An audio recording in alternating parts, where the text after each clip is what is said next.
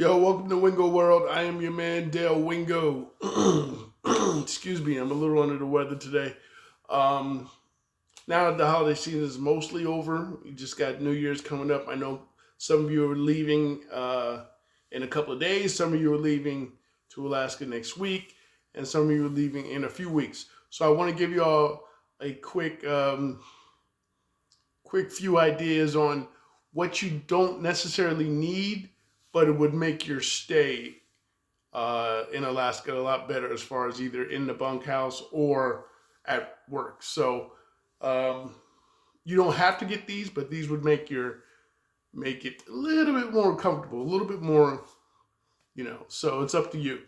And if you're leaving soon, you might want to pick these up as soon as possible.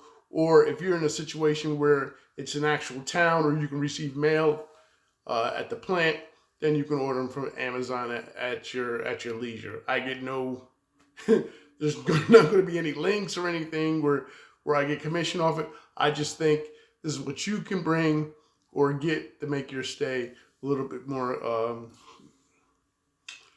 tolerable. First thing you're going to want to get, maybe not, are earplugs. Now, you don't necessarily have to have anything to listen to, but if you do, that's great. But you're going to want earplugs, both either for your dorm room and for the production floor. Now, most fish places, when you go to the production floor, they provide the earplugs. If you want, get a couple of packets from there and bring them home, because you're going to have roommates, and they're not always going to be on the same schedule. Sometimes you're going to need to sleep, and they're going to be up. So you're going to want quiet. You're going to want some peace, and earplugs help. Now, if everybody's up and you're up included, you may not want to engage in the conversations that they're engaging in, and you want to ignore them. So earplugs, headphones, whatever. And if you do have headphones, they don't have to be the big over-ear DJ headphones. They could be, wireless, or they could be the earbuds or whatever. At some point in your dorm room, you're going to want quiet when everyone else is noisy. So earplugs help, whether you're listening to something or not. In that regard, also some kind of entertainment that you're going to, because you're going to have some downtime, especially the first week. You might sit around and do absolutely nothing. So bring a book. I don't care if it could be the Bible, it could be War and Peace, it could be Harold and the Purple Crayon, for all I care. Bring a book so that you can read, and you're not relying on power or your cell phone or whatever it is. Because sometimes there's not going to be an outlet available, or sometimes your battery's going to be low and you're going to want to sustain it. Just bring a book as a backup so you can read at your leisure. Keep that in mind. Also, bring shower shoes, because you're not going to be the only one there. You're going to share a community bathroom. So you don't want to take a shower in someone else's filth. Bring shower shoes so you can minimize your corrosion from someone else. All right. Like I said, if you're actually bringing headphones, DVD player is great. I'm not saying you got to go out and get 30 DVDs. It sounds a little antiquated as far as DVD players. I can use YouTube. Well, your phone's not always going to have power. So if you want to back it up with a DVD player, that'd be great. Bring a couple of videos you don't mind watching over and over again, because one, you don't want to bring that many DVDs. Two, you're not going to have that much time, but you will have some time to yourself where you just want to block everything out. And it's going to be too cold to go outside, or too late to go outside, or too noisy to go outside, and you're going to be stuck in your bed. All right? Also, you want to bring a flashlight. I'm not saying one of those big industrial hit somebody over the head flashlights. I'm talking about the pocket flashlights. You can either bring, I don't know, here. You can get a flashlight, or I have a itty bitty little lantern. See how that thing is super bright. It's only about 3 inches tall. I know you can get this off of Amazon. Bring a flashlight or lantern, something that doesn't depend on your phone for light, because if your phone's charging, or if you can't find your phone, this is a great way to find the phone, or find your way to the bathroom without bumping into stuff, because the lights will be off half the time. All right, so some kind of form of flashlight. If you got a little, like a little pocket light, that's great. Nothing stroby, so it doesn't annoy other people, but bring a little light if you can. Plus, it helps if you're walking to and from the job site, and maybe you may hit a dark alley at any given time. You want to be able to at least look down to see where you're going. All right. Gloves. You're going to want to bring gloves just in case it's a long walk or it's crazy cold on the way or on the way home to work. Sure, you can walk with your hands in your pocket, but if you have to go to the cafeteria first and then go to the production plant, you'll actually have your hands exposed. You're going to want to have gloves with you. Now, they do provide gloves at the work site, but those thin rubber gloves, and you have to have liners underneath them, and you can't take them outside the production site. You can't even bring them into the waiting area because they don't want any rubber being contaminated by normal atmosphere, because they don't want to contaminate the fish product. All right. Probably one of the more important things you want to bring are inserts, those hand warmer inserts.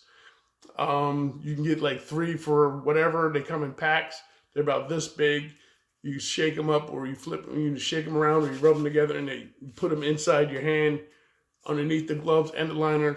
It keeps your hand warm for a certain amount of time. Trust me, in the wintertime in Alaska, when you're working on the production floor, it's actually colder inside than it is outside. And you're going to be dealing with water, ice, refrigeration. Your hands are going to be freezing.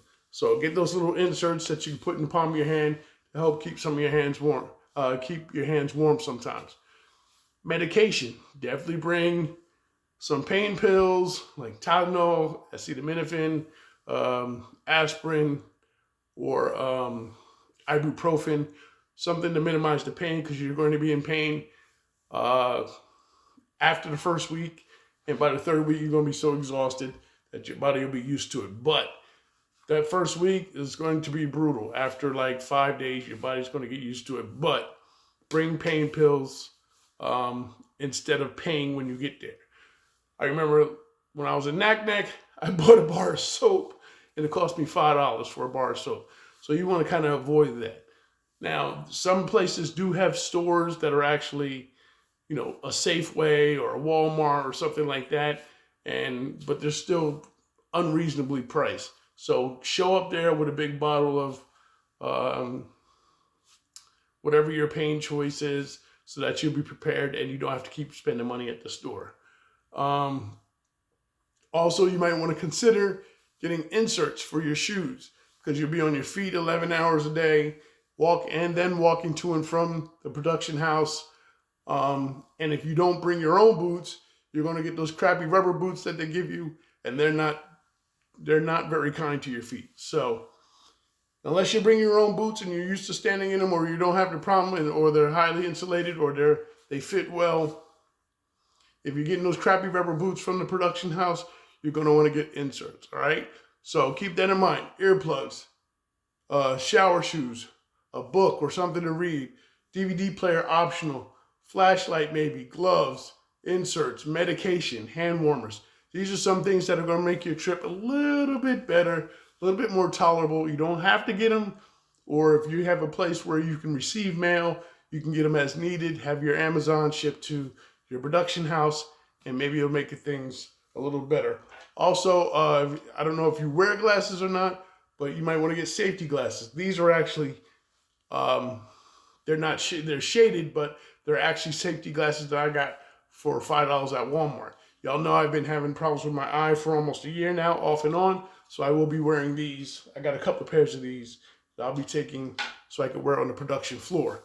Where am I going, where am I going, you asked? I'm glad you asked.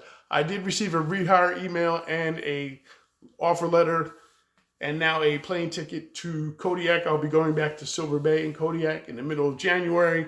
So if you guys are in Kodiak and you see me, say what's up, and I'll be happy to meet you guys. If you're going anywhere else, Dutch Harbor or anywhere, or Cordova or Sitka or any other cities in Alaska, you guys have a great time. Please be safe, and I'll try to do some production from Kodiak when I get there. Hopefully, I'll be talking to you before I leave. I'll be in Kodiak around the 18th of January. I think I land. So it's a couple of weeks from now. So I'll probably talk to you right before I leave, just to let you know what's up and if I have any other insights to give you. So make some money. This is going to be a busy season. I think it's also going to be really cold. So sock away your loot so you can go home in the springtime with come up money so that you can get ahead of the game for 2024. All right. So good luck to all you guys. Have a great, safe New Year's. And I'll talk to you soon. This is Dale of Wingo World, and I'm out. Peace.